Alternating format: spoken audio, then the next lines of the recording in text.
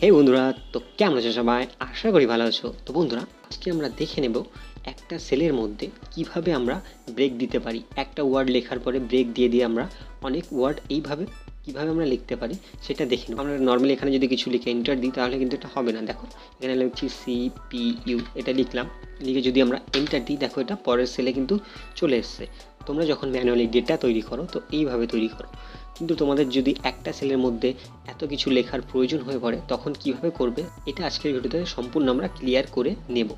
আর বন্ধুরা, আমার চ্যানেলে নতুন এসছো প্লিজ সাবস্ক্রাইব করে দিয়ে পাশে বেল বাটনটা প্রেস করে দিও। তো চলো বেশি কথা না বাড়িয়ে দেখিনি এটা কিভাবে করতে হবে।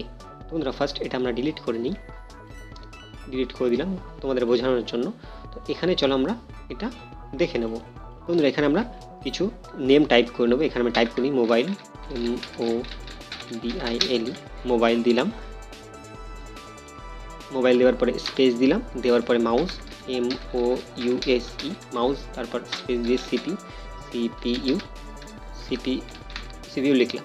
ঠিক আছে বন্ধুরা, এটা লেখার পরে আমরা যদি এই সেলে ক্লিক করে যদি এই যে দেখতে পাচ্ছ র্যাপ টেক্সট আছে এখানে যদি আমরা ক্লিক করি তো দেখতে পাচ্ছ এটা কিন্তু আমাদের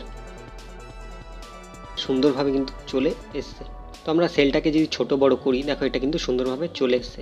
কিন্তু এখানে একটা প্রবলেম আছে, আমরা যদি এই সেলটাকে একটু বড় করে দিই দেখো লেখাগুলো আবার এক লাইনে চলে আসে, তো সেক্ষেত্রে আমাদের প্রবলেম হয়ে যাবে। তার জন্য আমরা এই র্যাপ টেক্সট ইউজ করতে পারবো না। তো এটা আমরা কীভাবে করতে পারি চলো সেটাও আমরা দেখি।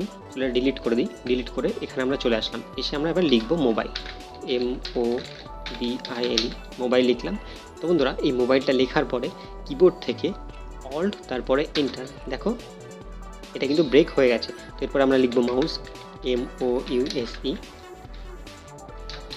মাউস লিখলাম, লেখার পরে আবার অল্ট তারপর এন্টার, এরপর লিখবো CPU।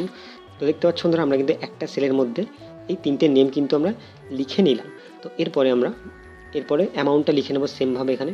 তো বন্ধুরা, এখানে একটা প্রবলেম আছে, তো সেটা আমি চলো লিখলে বুঝতে পারবে। এখানে আমি 20,000 দিয়ে নিই, 20,000 দিয়ে নিলাম। তো এরপরে এখানে কিন্তু নর্মাল আসে, এই অ্যাকাউন্টিং ফরম্যাটে আসে না। আমরা যদি এখানে ক্লিক করে অ্যাকাউন্টিং ফরম্যাটে ক্লিক করি দেখো এটা কিন্তু চলে এসছে। ঠিক আছে, তো এরপরে যদি আমরা এখানে মাল্টিপল অ্যামাউন্ট অ্যাড করি কিন্তু এই অ্যাকাউন্টিং ফরম্যাট এখানে কাজ করবে না, এখানে আমাদের ম্যানুয়ালি করতে হবে। তো দেখো আমি করলেই বুঝতে পারবে। তো এখানে ক্লিক করলাম, ক্লিক করে আবার অল্ট দিয়ে এন্টার দিলাম, দিয়ে 1000 লিখলাম, 1000।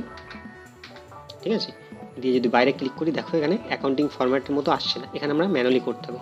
তো আমরা এইভাবে ম্যানুয়ালি করে নেব, এইভাবে আমরা ম্যানুয়ালি করতে হবে, এটা এভাবে আমরা করে নেবো। দেখতে পাচ্ছ বন্ধুরা, এখানে পারফেক্টভাবে কিন্তু সবটা চলে এসছে। তো এরপরে আমরা এখান থেকে এটা অ্যালাইন ঠিক করে দিতে পারি, দেখতে পাচ্ছ বন্ধুরা।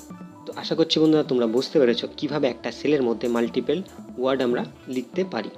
তো বন্ধুরা, ভিডিওটা যদি ভালো একটা লাইক করে দিও, বন্ধুদের সঙ্গে শেয়ার করে দিও। তো চলো দেখা হচ্ছে পরে কোনো ভিডিওতে।